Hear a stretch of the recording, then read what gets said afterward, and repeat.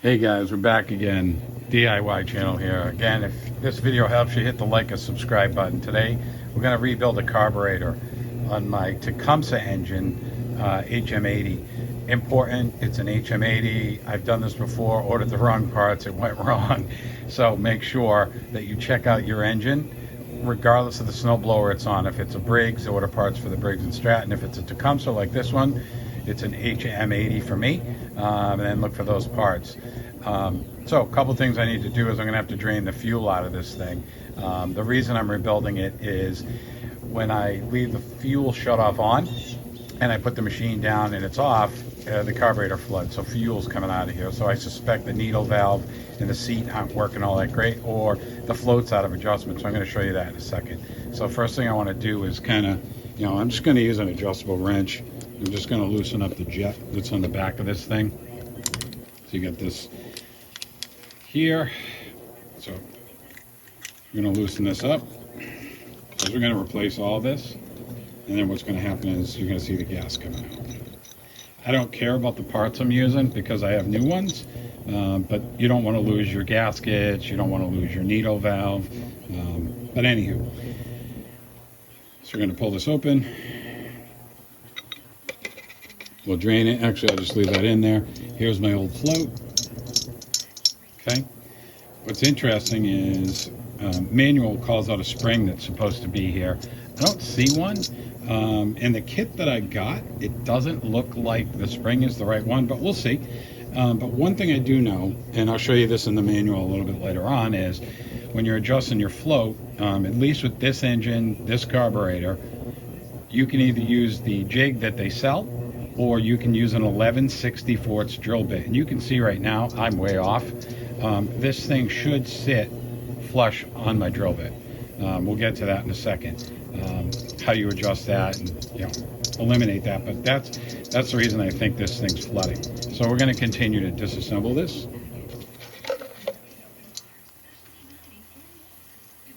So take care of our O-ring because that's going to get replaced. Hoping we can get this out. This thing's been in there a little while. Let's see what happens. Yeah, so I'll be back. I gotta get something to get that out. Okay guys, so this is what I did. I threw this in a vise very carefully, and I used the punch, and I'm punching that shaft through. You can see how it's all corroded. So it's gonna back that punch off. And at this point, just take a pair of needle nose. Be really careful with this. Try and release it, and what I'll do is replace it with the new shaft that I have. Drop my float. If you want to reuse your float, just shake it. Make sure you don't hear any water. So I could reuse this if I want to. I'll have to straighten out this tab because I took a digger during that. Okay, and then we're good. But I have a new float here. Again, you got a new shaft. So here's the thing. The kit. What I do with that? So here's the kit I ordered. Okay. This came with a bowl, the O-ring, the seat for the jet, the actual jet, needle valve, whatever you want to call it. O-ring, washer, spring, so that's all going to fit together. Add another O-ring here for the idle adjustment or air fuel mixture. I'm sorry, it is the air fuel mixture, not the idle adjustment, my mistake. So that's going to fit over that as well. Again, we got the shaft. It's going to fit in here after I clean this up a little bit. This is the spring that I'm kind of questioning. It's kind of large. It's not going to fit in here all that well. Not sure why, but we'll figure that out. Then I've got another washer / seat. Not quite sure what that one's for. And then we have some other washers.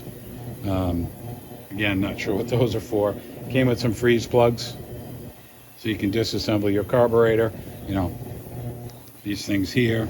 Another one over here. And again, this is your air fuel mixture right here.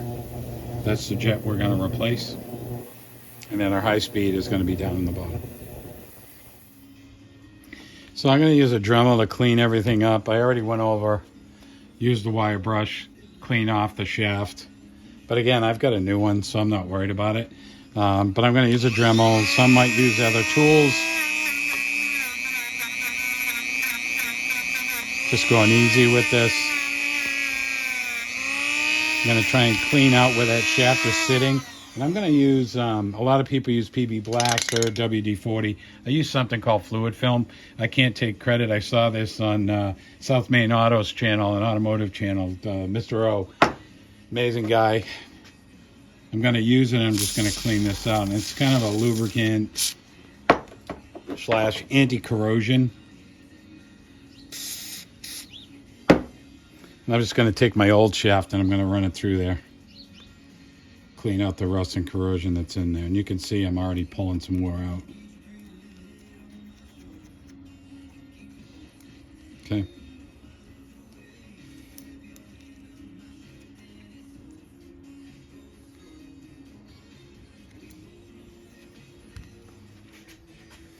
So I cleaned that out. Looks pretty good at this point. And we'll get rid of that fluid film. I don't want to leave that residue behind. So we're going to use the Dremel to clean up a couple things. I'm going to clean up, where the fuel supply is.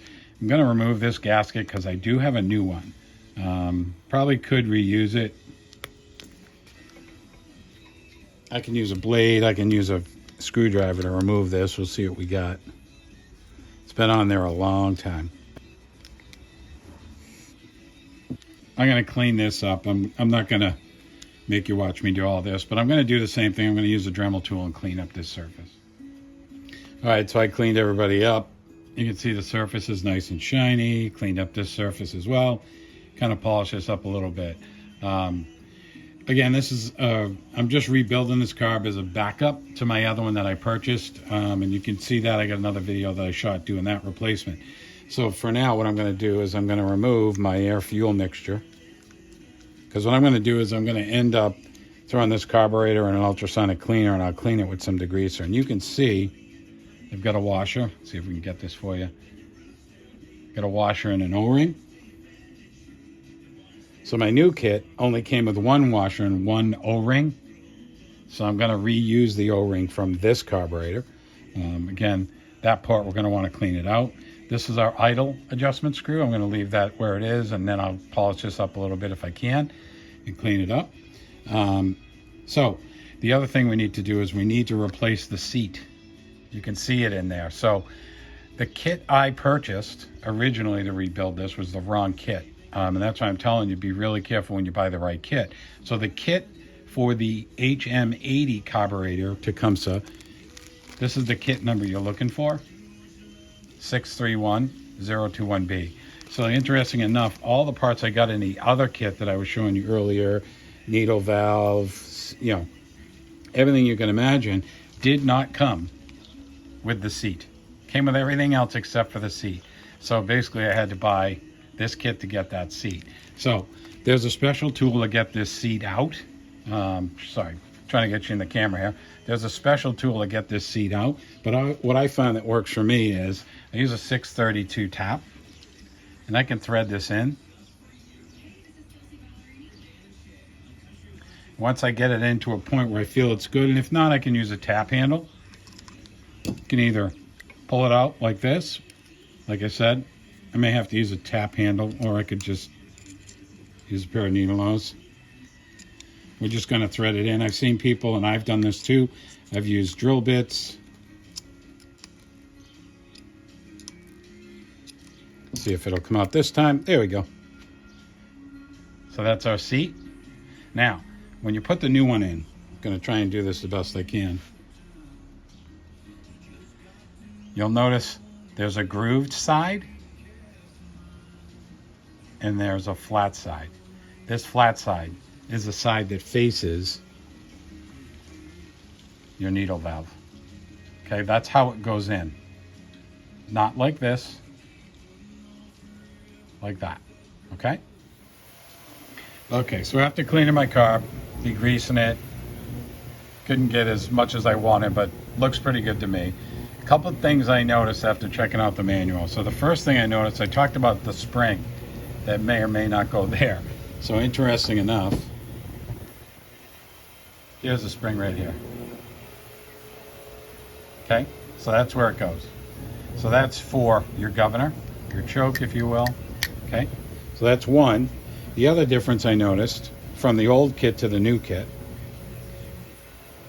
this was the old air fuel mixture. This is the new one. So I've already got it kind of assembled. You'll notice there's a difference in length, a small difference, but there's a difference in the thickness of the needle. So I'm guessing that's why my machine wasn't running all that great. So with the new one, at least that's what it looks like to me. This thing should run a heck of a lot better. So again, I reused the washer. I got the O-ring here. I'll probably throw a little bit of oil or WD-40 on there just to lubricate it. What's interesting about the service manual is here they show a spring and a clip, which actually they don't show a spring here, but they're showing how the seat clip mounts, which we'll get to in a second. This is showing you how to remove and how to insert the seat. And then if you scroll down a little bit further, it actually shows a spring behind the float. Mine didn't have that spring. And I don't think with the new float I can even use a spring. So we'll see what happens, but I think it's going to work just fine. Maybe there's just some different revision carburetors that are out there. Okay, so I'm going to try and put this float in, and it's tough to see on this one, but there's the grooved side. Okay, and the flat side is on the top. That's the side. This side faces up, the groove side faces down. So we're going to carefully try and get this in there the best we can. Hopefully you can all see that. Bring it up. I don't want to drop this. I'm going to use my same 11/64 drill bit. You could probably lube this. I might even get a larger drill bit, but actually it went in nice, and I'm not going to press too hard. Actually seated pretty good. So now I'm going to assemble my float, my needle valve, and see what that looks like and see if we can calibrate it. Okay, to assemble the float, I've already kind of done this to save some time. The manual's saying when you assemble the needle valve to the clip, the longer clip is facing the choke. Okay, throttle's on this side, choke's on that side. So this is just going to go in, and I threw a little bit of lube on it, just a little bit of oil. This is just going to slide in, and it's going to sit in there. That's the hope anyway. Now, if I need to make any float height adjustments, it's going to be this metal tab that's right here. We're either going to bend it up or bend it down. So let me get this in, and we'll come back. Okay, so I'm going to get my shaft.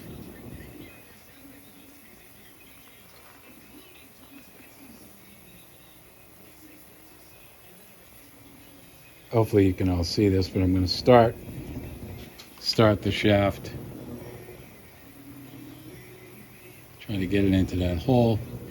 So get it into that hole. Lock my needle valve down. It's going to want to jump off of this metal tab like it's doing. There we go. It's going to drop this.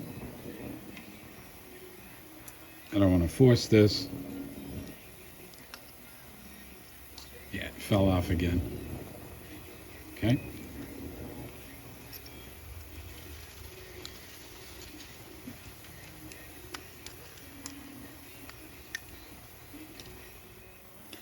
Anybody who's ever done this knows how difficult this side can be. So you can see I got the long end, or just the pointed end, coming off to the left side. You can see I've got the closed end right there, and it's on the tab. So this one's really close to being perfectly adjusted. So if I take my 11/64 drill bit, I slide it in there, it's actually pretty darn close. I could just bend this down a little bit, and that's probably going to get what I need, which is perfect. That's exactly what I'm looking for. Okay, so my shaft is good, my float's in. Okay, next thing I want to do is I'm going to insert, or let's drop this guy in there, my air fuel mixer control. I'm going to start it finger tight so I don't cross thread it, and then I'm going to gently bring this in. I don't want to bottom it out too hard. There we go. Now the manual says somewhere between 1 and 1.5 turns. So I'm going to do half. I'm going to do 1, I'm actually going to do a half for now. Okay, I'm guessing I'll probably have to adjust it later. So that's in. The last step will be to put the bowl on, the O-ring, put my jet in. But before we do that, I actually want to test the seat and make sure that it's sealing correctly. To do that, I need to set up a gauge setup. So we'll be right back. Okay, so I got my carburetor hooked up to just a positive flow pump. So we're pushing air. These tubes are providing air into the carburetor. So what it's going to do is it's going to test how well the float and the needle and everything react to fuel that's being gravity fed. So if I open this up, what will happen is this pressure goes to zero because it's not sealing. But when it comes down, it should seal. According to the manual says you should be able to pressurize it up to at least 6 psi, and then the needle will pop off. And I'm going to show you that right now just by increasing it. And you can see it pops off. Now what it's supposed to do, and just so you can see that it seats, I'll hold it down. So you can see it's seating and it's holding. Again, this in the PSI scale. So what's going to happen is I'll release that, get it to pop off, and what's going to happen is the pressure will drop. What the manual is saying is that eventually it should get to 1.5 PSI and stay there for at least 5 minutes. I'm just going to release my positive pump here, bring it down to 1.5. It should stay here for 5 minutes. I've already tested this. I know it's going to work. So this works for me. Hopefully it works for you. And, you know, when you disassemble these things, you hope and you pray that you're confident the repairs have been done and it's going to function correctly. This is another way to do that. And again, just to make sure, you can see when I release it, it releases the pressure. I could slowly pressurize it, you know, probably hold it 4 psi. But again, the test says hit 6 psi, get it to pop off. And this is for the HM80 carburetors. Okay, now that I'm confident that my float is adjusted correctly, my seat's in, what I'm going to do is I'm going to mount the bowl. So I'm just going to take this O-ring and I'm going to walk it around. I don't want to stretch this O-ring out. Just kind of walk it around, make sure that it's seated flush, which right now it's not. These over time will wear out. And every time you take the bowl off, they recommend that you replace these because they stretch out. So I got a bunch of these. When you mount your bowl, it's super important. You'll see you got your post here. You also have a line that you can see in the float. One side is a little bit deeper than the other. That's the side that the float actually wants to be on, where you give it that travel. So again, line up just like this. So it's in line with that. The deep portion goes to the left. We just drop it down. We make sure that the O-ring is seated all the way through. Once we've done that, we can take our jet and we can mount the bowl. Before we do that, a couple things. If you're rebuilding this and not going new, you want to clean this port. So there's a larger port and there's a smaller one in there. I know you can see it. That larger one goes all the way through. On this model, I only see those 2 ports. So I'm going to thread this in. The manual says, and before I do that, I'm going to make sure we put a seal on there, or else that's not going to be a good day. What our manual is saying is that you torque this down to 50 inch-pounds. Okay, so I'm just going to go finger tight for now. Then I'm going to take my jet. I've got my washer. I've got my O-ring. I'm going to drop that in there. We're going to finger tighten it because I don't want to cross thread this. I go in as far as I possibly can. And then the manual will say, you know, back this off a half, 1 1/2. And then you make your adjustments after it warms up. Okay? So at this point, we're pretty good.